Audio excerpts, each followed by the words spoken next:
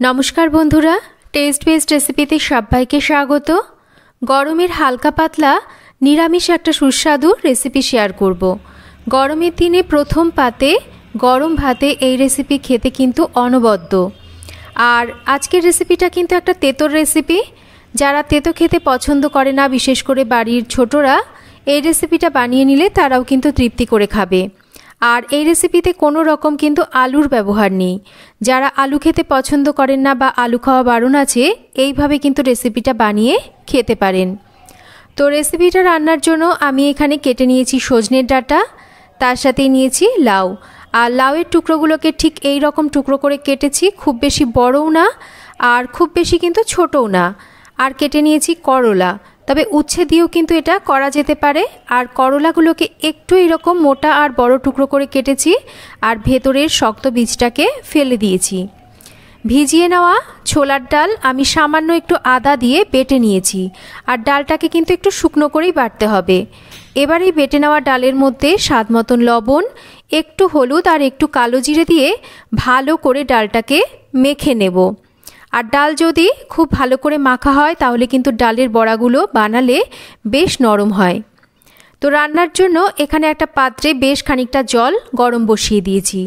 আর পুরো রান্নাতে যেটুকু জলের প্রয়োজন আমি কিন্তু সেই জলটাই এখানে ব্যবহার করেছি, পরে কিন্তু আর কোনো রকম জলের ব্যবহার করব না। কেটে নেওয়া লাউ, সজনের ডাঁটা আর সামান্য লবণ দিয়ে এবার সবজিগুলোকে সেদ্ধ করছি।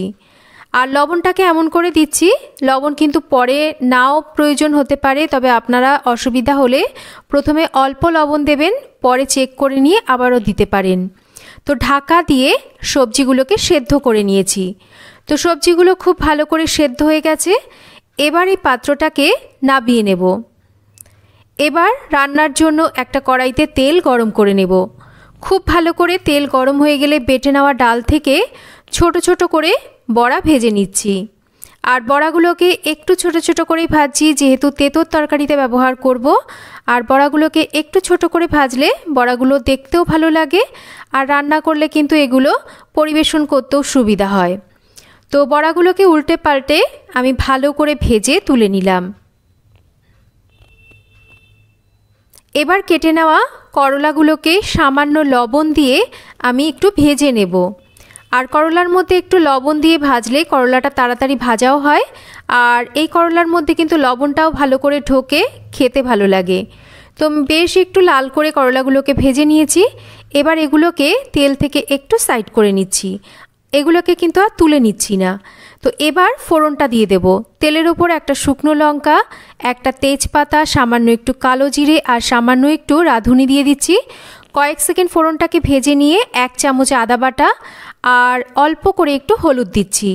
আর এই রান্নাতে কিন্তু হলুদটা সামান্য একটুই দিতে হবে, তাহলে রান্নার রঙটা ভালো আসবে। এবার মিনিট খানেক আদা বাটাটাকে একটু ভেজে নেব। খুব বেশিক্ষণ আদা বাটা ভাজলে আদা বাটার সুগন্ধটা কিন্তু নষ্ট হয়ে যাবে। এবার সেদ্ধ করে নেওয়া সবজিগুলোকে জলসহ ঢেলে দেব।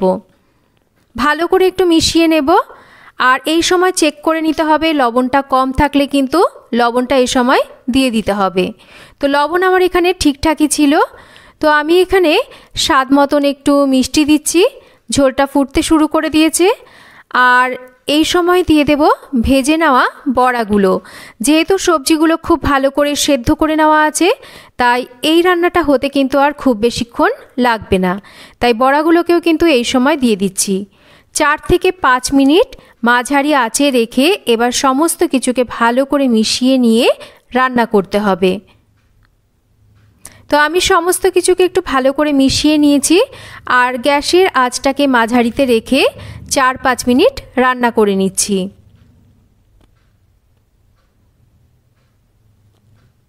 4-5 মিনিট পর রান্নাটা কিন্তু আমাদের অলমোস্ট হয়ে গেছে। আর এই রান্নাটা কিন্তু একটু এরকম ঝোল হবে, তাহলেই কিন্তু এটা খেতে ভালো লাগে। যেহেতু প্রথম পাতে গরম ভাতে মেখে এটা খেতে হয় আর একটা স্বাস্থ্যকর রেসিপি, তো এইভাবে একবার আপনারা এটা বানিয়ে দেখতে পারেন। আর 4-5 মিনিট রান্না করে নিলে বড়াগুলো বেশ নরম হবে, বড়ার মধ্যেও কিন্তু ঝোলটা ঢুকবে। একটু এরকম ঝোল অবস্থায় নাবিয়ে নিলে ঠান্ডা হলেও কিন্তু ঝোলটা থাকবে, বড়া কিন্তু ঝোল টেনে নেবে না। তো তৈরি হয়ে গেল প্রথম পাতে খাওয়ার জন্য দারুণ সুস্বাদু একটা স্বাস্থ্যকর রেসিপি। রেসিপিটা একবার বাড়িতে বানিয়ে দেখুন, আশা করি রেসিপিটা আপনাদের ভালো লাগবে। রেসিপি ভালো লাগলে একটা লাইক করবেন, শেয়ার করবেন, কমেন্ট করবেন, আর চ্যানেল সাবস্ক্রাইব করা না থাকলে চ্যানেল সাবস্ক্রাইব করবেন।